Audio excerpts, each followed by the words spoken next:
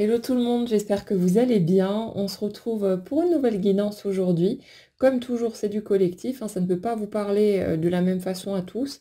Prenez vraiment ce qui vous parle et puis voilà, faites preuve de discernement, faites votre pioche et laissez la vie tout simplement vous montrer le chemin derrière. Alors hier, j'étais en train de faire un enregistrement pour mon nouveau programme en ligne et en fait, en expliquant un tout autre sujet, il y a un schéma qui est ressorti, au niveau affectif que je n'avais pas encore vu et bah, du coup, je vais en profiter pour le décortiquer, aujourd'hui avec vous et puis, bah, ça parlera peut-être à certains d'entre vous, ça vous donnera peut-être d'autres, façons de voir les choses par rapport aux problématiques, que vous avez pu rencontrer ou que vous vivez encore en ce moment. Alors le truc, c'était, on était sur, le schéma d'une personne qui, court après l'amour, hein, qui se débat, qui fait des pieds et des mains. En fait, quelqu'un qui, dont la seule préoccupation quelque part, c'est le sentimental. On a vraiment l'impression, si vous voulez, d'une personne qui vit sa vie tranquillement à tous les autres niveaux. Il y a un équilibre qui est là, il y a quelque chose qui est plutôt posé, plutôt tranquille. Mais dans ce schéma-là, dans ce scénario, on a l'impression d'une personne qui est en vraie lutte, en fait, par rapport à l'affectif, comme si on avait quelqu'un qui bataillait, qui faisait des pieds et des mains pour travailler sur lui ou sur elle et pour tenter de débloquer la situation. Donc ça peut être soit je fais des rencontres, je vis des relations, mais ça fonce systématiquement dans le mur, il y a toujours autre chose qui ne va pas et je me retrouve toujours, bah, soit, quittée, abandonnée ou alors dans l'obligation, de quitter l'autre parce que, bah, il y a quelque chose qui le fait vraiment pas. Ou alors le schéma de je n'arrive pas à rencontrer qui que ce soit, chaque fois que quelqu'un me plaît, ben, il y a quelque chose qui se passe et qui fait que ça ne prend pas, ça ne se concrétise pas. Donc peu importe, hein, par quelle voie ça passe, mais en tout cas, le point central, c'est une personne qui lutte, par rapport à ce domaine amoureux qui en a fait le centre de sa vie. Comme si c'était, un indispensable et quelque part le seul objectif qui ait vraiment de l'importance aux yeux de notre énergie ici. C'est comme si c'était, comme de l'oxygène. J'ai besoin de, passer par le couple, de trouver l'amour au sein d'un couple, pour pouvoir, me sentir en vie, pour pouvoir, me sentir, complet ou complète et avoir l'impression d'avoir, réussi ma vie. En gros, c'est ça, comme si le fait de réussir à tous les autres étages, mais de ne pas avoir le couple, c'était de toute façon un signe d'échec. C'était quelque part, voilà la grande déception, la grande désillusion.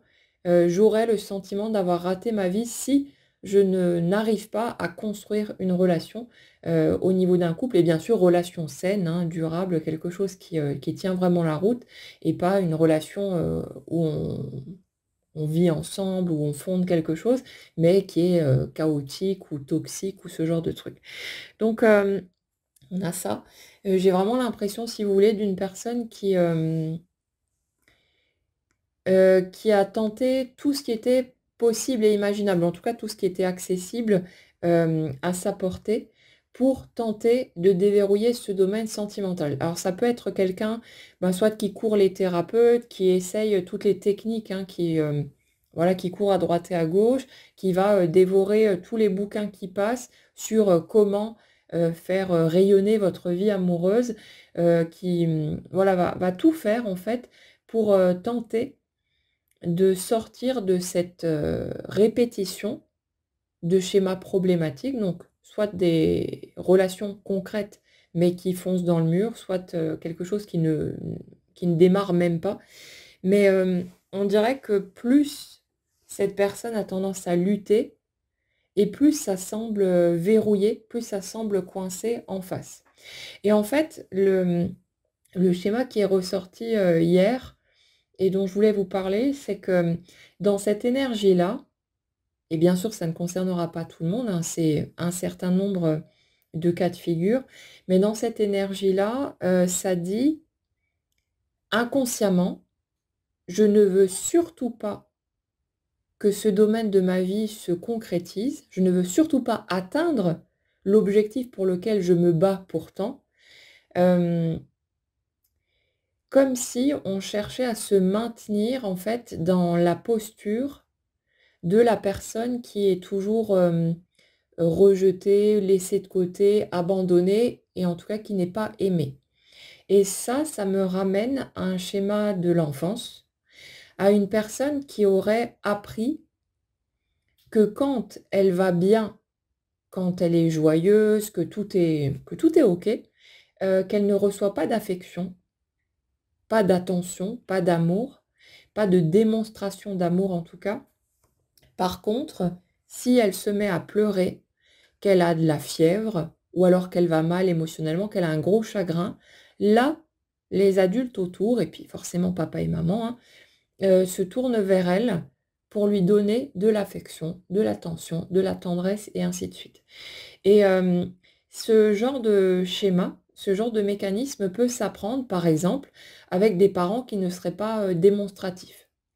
On a des gens, hein, qui ne sont pas du tout, ni tactiles, ni affectueux dans leurs mots, qui ne montrent rien. Ce sont, techniquement des murs de glace et bah, on le trouve souvent, en fait, dans les anciennes générations parce qu'il y avait cette espèce de pudeur, ce truc de, je ne dois pas montrer ma vulnérabilité, je dois me montrer solide, fort ou forte et ne rien laisser transparaître de ce, bouillonnement émotionnel, qui existe à l'intérieur de moi. Alors c'est certes encore plus marqué, chez les hommes, mais ça existe aussi chez les femmes. Il y a beaucoup de femmes qui ne montrent rien et qui, bah, soit n'ont pas l'habitude, ne savent pas comment être démonstratif, soit, bah, qui ne n'aiment tout simplement pas ça, on a le droit aussi. Mais, j'ai ça dans l'énergie sur laquelle on est là, un enfant qui a enregistré en fait un mécanisme erroné. C'est, tant que je vais bien, que je suis dans la joie, que voilà, tout roule pour moi, je me sens, laissée de côté. Je ne me sens pas nourrie affectivement et bah, je suis en manque de cette affection, de cette attention et il faut savoir aussi que les échanges énergétiques, qu'on a avec les autres, dans justement nos interactions, hein, que ce soit juste, papoter, faire un câlin, tous ces trucs-là, hem, ça nous nourrit, littéralement, hein. C'est pas juste un truc qui fait du bien, mais c'est un truc dont on a absolument besoin pour survivre. Sans échange énergétique du tout, on peut manger, boire, faire ce qu'il faut mécaniquement, mais ces échanges énergétiques, on en a absolument besoin, pour notre survie. C'est une partie de notre nourriture au niveau, plus subtil si vous voulez. Donc, un enfant, bah, qui n'est pas nourri de ce côté-là, c'est un enfant qui se sent en train de crever. Alors bien sûr, c'est instinctif, hein, mais, il y a ça et ça fait que de façon naturelle, on va tous être amenés à chercher un moyen de recevoir cette nourriture énergétique dont on a besoin. Et c'est pour ça que quand on est gosse, on est tellement nombreux à commencer à se tordre dans tous les sens, à jouer les petits caméléons, à essayer de deviner, d'anticiper les attentes des autres, à se mettre à analyser ce qui provoque en fait des réactions positives ou négatives et donc ce qui peut nous mener à établir ces échanges dont on a besoin et à éviter ceux, bah, qui nous font mal et qui nous éloignent en fait de ça. Et si vous voulez, dans le schéma sur lequel on est là, j'ai l'impression vraiment de quelqu'un qui a tellement répété ce genre de scénario que cette personne a enregistré que si elle n'est pas, en gros, victime de quelque chose, si elle ne va pas mal, elle ne reçoit pas d'amour, pas d'attention, pas d'affection. Et ça fait que ça construit, en fait, toute la suite, bah, de façon, tordue parce qu'on a quelqu'un qui croit qu'elle est obligée d'aller mal pour qu'on soit attendri par elle, pour que, on se tourne vers elle et qu'on lui donne notre affection, notre tendresse, notre amour et ainsi de suite. Et forcément, un schéma comme ça au niveau amoureux, c'est clair et net que ça va poser des soucis. Et dans le scénario sur lequel on est ici, il y a ce truc de je ne peux pas m'autoriser à rentrer en lien avec mes rencontres affectives, amoureuses, en étant dans la joie, dans la sérénité, comme si c'est quelqu'un qui cherchait toujours le drame, qui cherchait toujours une manière de montrer à quel point elle souffre, à quel point la vie a été dure et cruelle envers elle. C'est, quelqu'un qui a, tamponné sur le front: «Je suis une victime» et bien sûr que ça peut paraître ridicule, en fait, quand on le regarde de l'extérieur. On peut se dire: «Non mais bon, c'est bon, les gens, il faut vraiment qu'ils se secouent, il faut vraiment qu'ils réagissent». Mais, si vous voulez, quand on est en train de vivre ce schéma-là, c'est tout à fait sincère. On est persuadé qu'on est vraiment on a une vie qui est terrible, qu'on a eu une enfance si douloureuse, que ceci, que cela. Alors que si on regarde les faits avec un peu plus de recul, on va se rendre compte qu'on a, sélectionné dans toutes les, dans toutes les scènes qu'on a vécues, on a gardé en mémoire, on a fait une espèce de tri sélectif pour ne garder que les morceaux, qui allaient nous permettre de valider cette posture de victime, de: «On m'a fait mal, on m'a fait souffrir, je suis, voilà, cette pauvre petite chose fragile qui a tant besoin d'amour». Et il y a une espèce de jeu, mais inconscient, hein, c'est pas fait exprès, c'est pas de la manipulation, mais il y a ça dans l'énergie sur laquelle on est et ça fait que, si vous voulez, quand, on est clairvoyant, parfois c'est compliqué de se retrouver face à des personnes qui fonctionnent comme ça. Parce que, de mon côté, quand, une personne me parle ou même ça peut être un échange par écrit, je ressens tout de suite l'énergie de la personne en face. C'est-à-dire que je vois immédiatement le décalage qu'il y a entre ce que la personne exprime et l'énergie qu'elle porte. Et c'est vrai que pendant longtemps, c'est un truc qui a pu me taper sur les nerfs, mais de façon, assez féroce, parce que j'avais l'impression que l'autre me prenait pour une conne, que l'autre était en train de me raconter des salades et puis moi, bah, forcément j'étais pas dupe. Je voyais le décalage et je me disais: «Bah, l'autre est en train de me raconter des bobards, c'est bon, allez dégage, arrête de me raconter tes conneries». Et c'est un truc qui m'irritait très fortement parce que, j'ai une espèce de d'intolérance totale au mensonge et il y a ce besoin de, voilà, d'être dans la transparence, dans l'authenticité et forcément, bah, d'avoir des gens en face, qui fonctionnent de la même manière. Donc il y a ça, mais je me suis rendu compte, il y a pas si longtemps en fait, que les personnes qui expriment ce qu'elles expriment, peu importe les situations, en fait, sont, la très, très grande majorité du temps, totalement sincères et inconscientes, en fait, de ce qu'elles sont en train de fabriquer. Elles ne captent absolument pas qu'elles sont en train de dire quelque chose qui ne colle pas du tout à l'énergie qui est posée en dessous. C'est très compliqué, hein, de se mettre en lien avec sa propre énergie bah, quand on n'a pas l'habitude de le faire. Après, c'est de la gymnastique, c'est de l'entraînement, hein. On peut, on peut devenir plus fin, en fait, pour remarquer tous ces trucs-là et pour se prendre soi-même la main dans le sac. Mais on a besoin vraiment de prendre du recul et puis, d'arrêter d'avoir peur de se voir dans des postures, dans des mécanismes, bah, qui sont pas très glorieux, hein, qu'on n'apprécie pas forcément de remarquer chez soi, parce qu'on veut tellement être une bonne personne, la personne, tellement honnête, tellement pure, tellement sincère et ainsi de suite, que c'est très, ça pique, hein, ça pique au niveau de l'ego d'aller regarder, mais après ça peut devenir un jeu et puis ça devient beaucoup plus zen aussi. Donc quoi qu'il en soit, ces personnes, les personnes qui sont dans ce type de mécanisme, sont la très, très grande majorité du temps parfaitement sincères dans ce qu'elles expriment et elles sont totalement, elles baignent totalement dans cette souffrance, dans cette sensation d'être, un ou une martyre de la vie, de subir depuis toujours tellement de douleur, tellement de violence et même quand, bah, on a des gens qui ont vécu une enfance plutôt normale, on va dire, où il y a pas eu, hein, ni d'abus, ni de violence, physique ou, de toutes ces choses-là qui sont terribles. Mais on a des personnes qui ont vraiment ressenti beaucoup de souffrance et bah, en fonction de la sensibilité qu'on a, ça va être, voilà, un petit grain de sable. On sait à quel point ça peut être violent et il y a tout ça.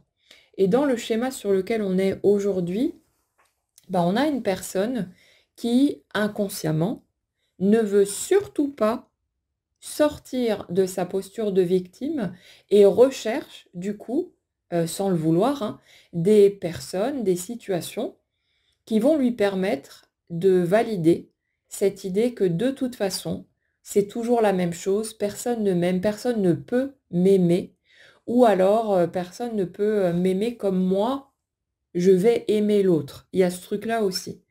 Et ça fait que on a quelqu'un qui, en surface, est en train de batailler pour tenter de débloquer sa vie amoureuse, qui fait des pieds et des mains, qui utilise toutes les méthodes, tout, qui essaye tout, en fait, ce qui lui passe sous le coude, pour tenter de déverrouiller ça, parce que cette personne souffre tellement de ne pas être en lien, de ne pas être en relation, alors que dans l'énergie en dessous, ça dit, je ne veux pas être heureuse, je ne veux pas aller bien, parce que sinon je vais perdre le levier qui me permet de recevoir l'attention des autres. Et ça fait qu'on a une personne qui, quelque part au fond, est convaincue qu'elle a absolument besoin d'être une victime, un martyr, hein, de souffrir, pour que quelqu'un s'intéresse à elle et vienne la consoler.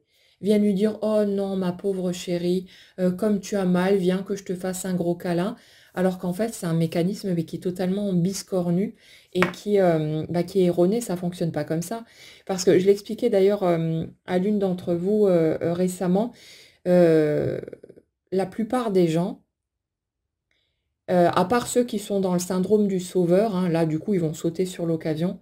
Mais la plupart des gens, quand on est à peu près dans un certain équilibre de ce côté-là, quand on voit quelqu'un qui est dans cette posture-là et qui, attend qu'on vienne le sauver, mais là, c'est moi qui me sauve perso, hein, et il y en a plein d'autres qui vont faire pareil, ça, c'est hors de question.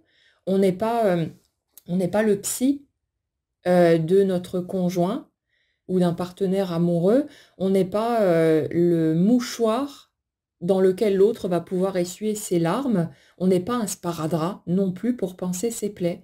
Ce n'est absolument pas notre rôle que de prendre en charge les bobos émotionnels de l'autre. L'autre n'est pas un enfant, c'est pas un petit bébé qui a besoin de quelqu'un d'autre pour se relever. Alors bien sûr que ça fait du bien quand on a du soutien, quand on est épaulé, mais il y a des thérapeutes pour ça, il y en a plein avec plein de méthodes différentes. Il y a, des psys plus conventionnels qui sont là pour écouter les gens, chez qui on va pouvoir se déverser, ce que vous ne ferez pas chez moi, je vous préviens tout de suite. Mais, il y a des thérapeutes qui fonctionnent comme ça, qui se mettent à disposition, si vous voulez, des gens pour qu'ils puissent s'exprimer, qu'ils puissent se déverser, qu'ils puissent, sortir tout ce qu'ils ont à sortir. De mon côté, c'est moi qui parle, c'est moi qui, décortique, qui met le doigt sur les schémas, les scénarios et qui vous explique pour que vous ayez des prises de conscience, et cetera. Mais ce n'est absolument pas de la thérapie classique. C'est pour ça que quand, certaines personnes, bah, viennent vers moi avec ce besoin justement de s'exprimer, de pouvoir se déverser, de mettre des mots, je les renvoie en fait vers un thérapeute plus classique parce que ce n'est pas le type de travail que je fais et ce n'est pas quelque chose que j'ai envie de faire. Mais, il y a des thérapeutes, il y en a plein. Il y a plein de gens qui sont très compétents, qui sont formés pour ça, qui ne seront pas là à vous juger, à vous regarder de travers comme pourrait le faire une personne lambda à qui vous pourriez parler, mais ils sont là pour ça. Donc il ne faut jamais hésiter, mais ce n'est absolument pas le rôle d'un partenaire amoureux que de prendre en charge nos bobos émotionnels. Et la plupart des gens, si vous avez quelqu'un d'un tant soit peu équilibré en face de vous, et ce serait quand même mieux, cette personne-là tournera les talons systématiquement si vous cherchez à lui faire endosser ce rôle. Et le truc, c'est que ça se sent, mais à des kilomètres à la ronde. Si vous êtes un tout petit peu réceptif et que vous prêtez attention, que vous avez l'habitude en fait de prêter attention à ce que vous ressentez, à ce que vous percevez des autres, vous les repérez à des kilomètres, les gens qui sont dans ce type de demande, et c'est un truc qui fait fuir, mais à tous les coups. Alors, ne vous tapez pas sur les doigts et ne vous sentez pas encore plus victime si vous vous voyez dans ce type de schéma, mais respirez-le. Observez-vous en train de faire ça. Il n'y a rien à en faire. C'est pas: «Oh mon Dieu, vite, il faut que je trouve un moyen de changer». Je vais le rappeler de façon systématique parce qu'on a tellement l'habitude, en fait, de vouloir éradiquer, ces, versions de nous, bah, qu'on trouve parfois même insupportables, hein. Elles nous font chier clairement, elles nous pourrissent la vie. Mais, le but, c'est pas ça. C'est de se regarder faire: «Ah oui, c'est vrai, je fonctionne comme ça». Et là, dans ce que je vous dis, je sais très bien qu'il y a des personnes qui vont bondir sur l'occasion pour dire: «Ah oui, oui, c'est vrai, je fonctionne comme ça», alors qu'en fait, elles sont pas, elles le ressentent pas du tout. Mais parce qu'elles, sont dans le syndrome du bon élève, il faut à tout prix que j'entende tout, que j'intègre tout, que je, prouve que j'ai bien compris ce qu'on m'a dit et que je suis d'accord avec ça, parce qu'elles cherchent une fois de plus l'approbation et elles cherchent l'attention, l'affection. Et c'est toujours le même scénario en fait qui est en dessous. Donc si vous vous voyez dans ce type de posture, respirez un grand coup, foutez-vous la paix et ne commencez pas à vous taper sur les doigts et puis à en rajouter des couches supplémentaires, ou faites-le parce que vous le ferez de toute façon, mais lâchez-vous la grappe avec ça. Voilà, c'est des mécanismes humains, ça vient de quelque part. On a, vécu tous un certain cheminement, on a tous un certain tempérament, une certaine sensibilité qui font que on a ces réactions. C'est pas un truc, «Oh là là, qu'est-ce que je suis toxique» et puis voilà, on va s'en remettre des couches et des couches. C'est: «Je suis un humain, je fonctionne de cette manière pour certaines raisons et c'est pas grave».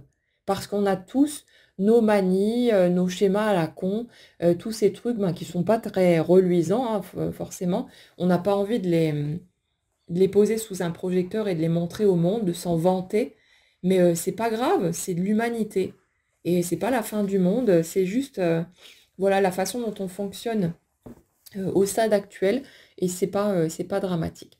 En tout cas, dans le scénario sur lequel on est là, justement, j'ai l'impression qu'à un moment donné, dans ce type de fonctionnement, il y a cette espèce de ras-le-bol. Il y a cette espèce de dégoût de continuer à entretenir cette posture-là et on finit par s'en rendre compte.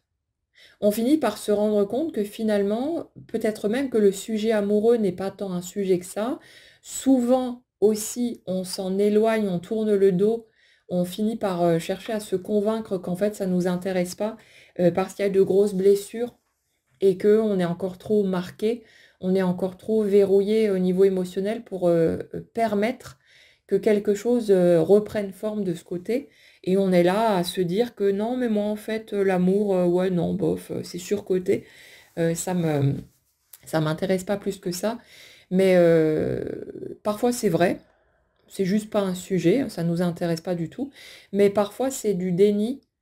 Parce que, ben, ça fait mal de voir qu'on se sent pas capable de, qu'on a la trouille, qu'on n'est pas, voilà, qu'on se sent pas opérationnel pour y retourner, mais que, ben, il y a quand même cette envie qui est là et c'est pas très agréable. Donc le déni, ben, ça aide pendant un temps, finalement, à se raconter que nous, on est tranquille avec ça et pourtant on tend l'oreille à chaque fois que ça parle d'amour, à chaque fois que, il y a moyen peut-être d'avoir quand même une clé de compréhension et de capter un truc et voilà et puis, c'est pareil, hein, c'est humain, on s'en fout. Ce sont des étapes et qui sont, souvent nécessaires dans notre cheminement.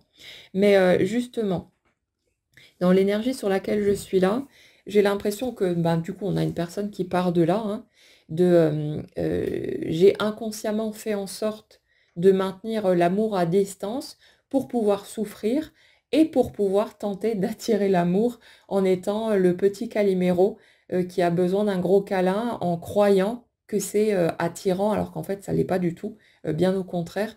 Mais, il y a vraiment ce truc-là dans l'énergie sur laquelle on est. Et j'ai quelqu'un dans ce scénario-là qui à un moment donné, casse en fait avec tout ça, qui, soit prend conscience de ses schémas et qui arrête en fait de batailler, qui arrête de lutter contre parce que, voilà, on a quelqu'un qui en a ras-le-bol de jouer à ce jeu-là et qui arrive à cette étape de, je n'ai plus besoin en fait, d'être en relation avec un autre pour me sentir heureux ou heureuse. Et ça vient aussi, quand on comprend que notre bonheur part de nous, finalement des choix qu'on fait, de ce qu'on sème dans notre quotidien et pas du fait de concrétiser tel ou tel objectif ou d'être avec telle ou telle personne. Heu, Effectivement, les interactions qu'on va avoir avec les autres vont rajouter, de la douceur dans notre vie. Ça va être des sources de joie. On peut se taper un fou rire tout seul, mais c'est quand même plus sympa quand on le fait avec d'autres personnes. Mais, c'est ça, c'est, quand on acquiert un peu plus, de sagesse, quand on avance un peu plus sur son chemin, on se rend compte que, OK, c'est tranquille. Ne pas être en couple n'est plus un problème. On n'en a pas un besoin impératif. On est bien dans sa vie. On fait des choix qui nous correspondent mieux. On fait des choix à partir de nous, au lieu de chercher à obtenir l'approbation de X ou Y, du monde extérieur, de la société. On se connaît beaucoup mieux, donc voilà, on va aller dans des directions qui sont OK pour nous et puis on va laisser de côté ce qui ne l'est pas. Donc on a une vie qui, dans l'ensemble, est plus équilibrée et qui fait qu'on n'a plus ce besoin impérieux, d'être en relation pour se sentir bien. Ça peut être un souhait, ça peut être quelque chose qu'on a envie, d'expérimenter, mais c'est tranquille, c'est vraiment zen. Et si vous voulez, dans le schéma sur lequel on est là, j'ai l'impression d'une personne, ben, qui franchit ces différentes étapes et qui est, au stade actuel sur cette étape de tranquillité, de, bah, je suis plus dans la lutte, je ne cherche plus à faire quoi que ce soit pour que l'amour arrive et peut-être même que c'est un sujet qui ne m'intéresse pas plus que ça, que voilà, qui n'est plus, le centre de mes préoccupations et ce qui est marrant, c'est que on dirait que c'est pile poil là, dans cette étape finalement où on a lâché prise, où on s'en préoccupe même plus, où finalement on n'a peut-être même plus les yeux rivés dessus, que quelque chose peut émerger. J'ai vraiment l'impression en fait de quelqu'un qui, c'est toujours paradoxal, mais quelque part au niveau énergétique c'est logique, mais on a quelqu'un qui a couru toute sa vie, en tout cas une grande portion, après l'amour et qui ne l'a pas obtenu, en tout cas pas comme il ou elle aurait pu le souhaiter. Hem Et quand cette personne finit par s'en désintéresser, par se tourner dans d'autres directions, par accepter quelque part que peut-être l'amour ne sera pas un sujet dans sa vie et ne viendra pas, ben, c'est là, j'ai l'impression que quelque chose va bouger, que quelque chose va se produire et dans l'énergie sur laquelle on est là, j'ai vraiment l'impression de, ouais, d'une espèce presque de coup de théâtre. En mode, j'ai attendu ça toute ma vie et maintenant que je m'en fous, ça prend forme mais, dans des proportions en fait beaucoup plus, intenses, beaucoup plus grandes que ce qui aurait pu être espéré avant. Comme si, quand on s'était projeté, quand on avait été dans l'attente d'un mouvement, ce qu'on avait pu imaginer, ce qu'on avait pu, souhaiter, en fait, était, tellement en dessous encore de ce qui va pouvoir être vécu avec tout le chemin qui a été fait et bah, forcément, on a quelqu'un qui, se connaît beaucoup mieux, qui s'accepte, qui s'accueille, qui arrête de lutter contre sa propre personne. On est vraiment dans ces énergies-là en ce moment, hein et le comment ce que ça produit en fait dans la matière, bah, ne peut que refléter ça et c'est clair et net que quand on est à cette étape-là, on reflète une énergie, mais qui est totalement différente de quand on était à fond dans notre dépendance affective, dans nos luttes ou dans notre posture de victime. C'est pas du tout le même délire. C'est, si vous voulez, ce type d'énergie-là, ça véhicule vraiment un côté serein, un côté apaisé. C'est, je rentre en relation et de toutes sortes, hein, aussi au niveau amical bien sûr, mais je rentre en relation en étant, tranquille. Je n'attends rien de l'autre. Je ne cherche pas à lui prendre quoi que ce soit. Je ne suis pas là comme un petit vampire à essayer de lui pomper son énergie, en, jouant avec mes masques de, victime, de machin, de ceci, de cela. Je ne me sens pas, obligée de faire semblant d'être autre chose que ce que je suis, y compris avec mes postures un peu moins glorieuses, avec, bah, mon humanité, hein, tout simplement, ce qu'on peut trouver pas beau, chez nous et il y a ce truc-là de, une espèce d'authenticité, flagrante. C'est pas un truc on parade pas avec, hein.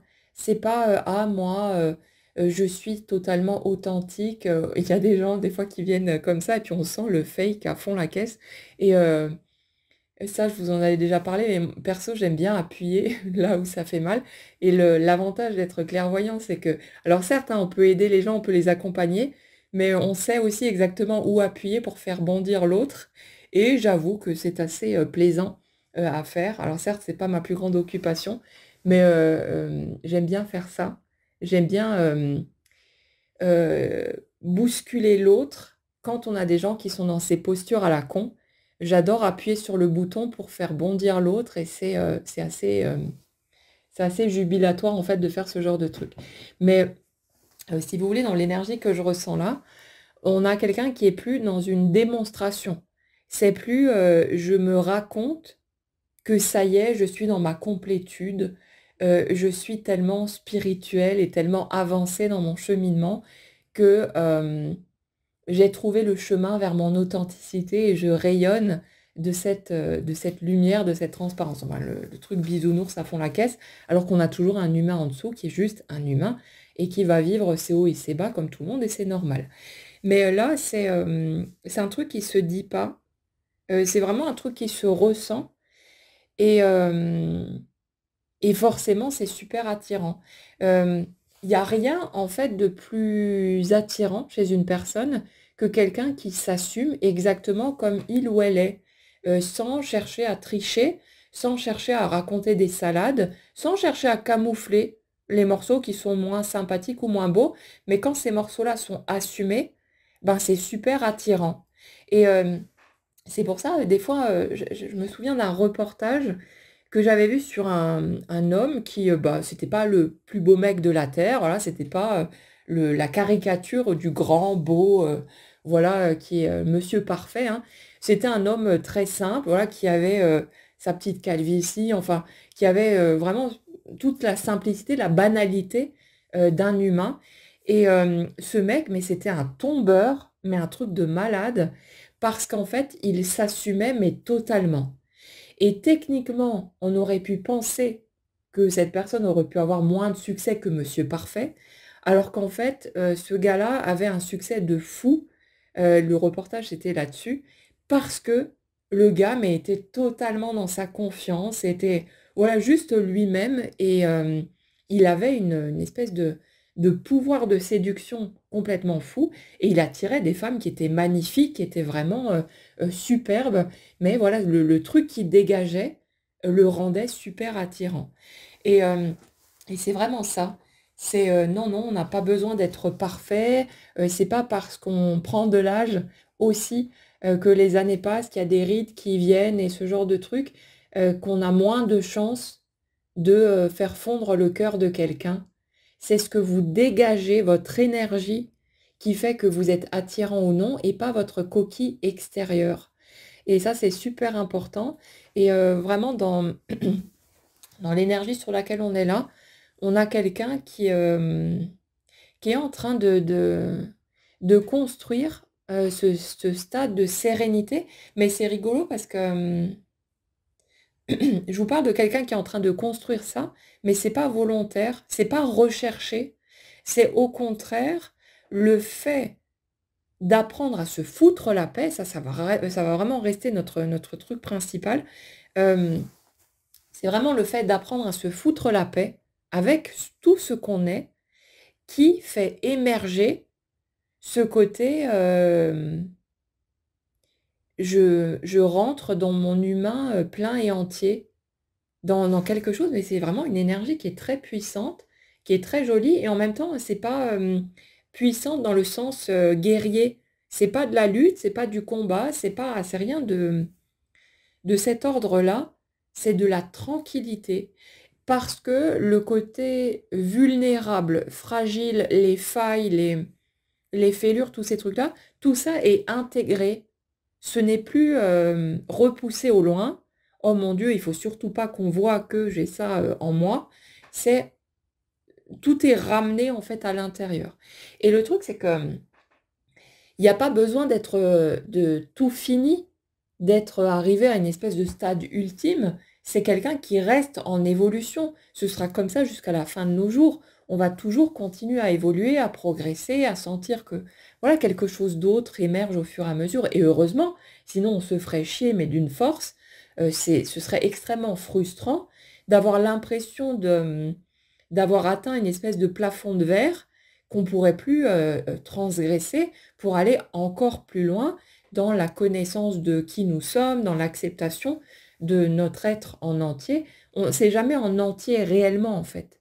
C'est on récupère des petits bouts supplémentaires et nous on se sent peut-être de plus en plus entier, mais on continue de récupérer des morceaux du puzzle et le puzzle est infini et tant mieux pour nous. Mais il y a vraiment ça. Euh, je passe de la pauvre victime à l'humain, tranquille et serein avec tout ce qu'il est et tout ce qu'il pourrait découvrir en cours de route.